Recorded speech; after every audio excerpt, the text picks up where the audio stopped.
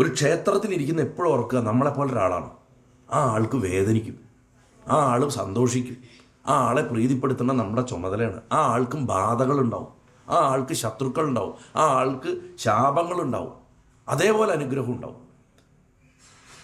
നമ്മളെപ്പോഴും എന്തുകൊണ്ടാണ് നമ്മളിപ്പോൾ ഈ തമിഴിലൊക്കെ കാണാം, വല്ലാണ്ട് വല്ലാണ്ട് വല്ലായിരത്താണ്ട് പല കോടി നൂറായിരം എന്നൊക്കെ പറഞ്ഞിട്ട് ഭഗവാനെ ആശീർവദിക്കും.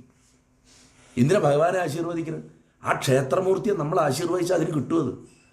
ഒരു പ്രതിഷ്ഠ നടക്കുമ്പോൾ, ഒരു നവീകരണം നടക്കുമ്പോൾ, ഒന്നുമില്ലെങ്കിൽ ഒരു പൂജ നടന്നു കഴിഞ്ഞിട്ട് ആ നട തുറക്കുന്ന സമയത്ത് ഭഗവാനെ അവിടുന്ന് സന്തോഷമായിട്ടിരിക്കുക, സമൃദ്ധിയോടെ ഇരിക്കുക, ഈ ഭൂമിയുള്ള കാലത്തോളം അവിടുന്ന് ഇവിടെ സന്തോഷമായിട്ട് വാഴുക എന്ന് പറഞ്ഞ് നമ്മൾ ആശീർവദിച്ചാൽ പോലും അതിനൊരു വലിയ ഫലമുണ്ട്. നമ്മൾ വിചാരിക്കുന്നത് മൂപ്പര് ഇങ്ങോട്ട് ആശീർവദിക്കാൻ മാത്രം ഇരിക്കുന്ന ആളാണെന്ന്, തിരിച്ചും ആശീർവദിക്കണം.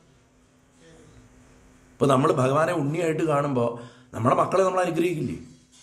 അവർ കടന്നുറങ്ങുമ്പോൾ അവരുടെ തലയിലൊന്ന് തലോടും, ചിലപ്പോൾ മൂർധാവിലൊന്ന് ഉമ്മ വയ്ക്കും, അല്ലേ? ഇതൊക്കെ നമ്മൾ ചെയ്യില്ലേ? അതേമാതിരി നമ്മൾ ഭഗവാനോട് പെരുമാറിയാൽ ആ വ്യക്തിത്വത്തിൽ നിൽക്കുന്ന ദേവന്, പ്രതിഷ്ഠിക്കപ്പെട്ട ദേവന്, നമ്മൾ മനസ്സിൽ പ്രതിഷ്ഠിച്ച ദേവനാവാം, അല്ലെങ്കിൽ ഒരു തന്ത്രി ക്ഷേത്രത്തിൽ പ്രതിഷ്ഠിച്ച ദേവനാവാം, ആ വ്യക്തിത്വത്തിന് നമുക്ക് കൺവേ ചെയ്യാൻ സാധിക്കും, നമുക്ക് ആത്മബന്ധം വർദ്ധിക്കും.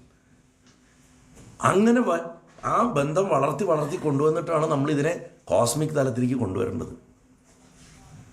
അപ്പോൾ ഒരു പർട്ടിക്കുലർ വികാരത്തിൽ നിൽക്കുന്ന ക്ഷേത്രമൂർത്തിയെ ശാന്തനാക്കണമെങ്കിൽ ശരിക്ക് ബ്രഹ്മബോധമുള്ള ഒരാൾ അതിനെ സമീപിക്കണം.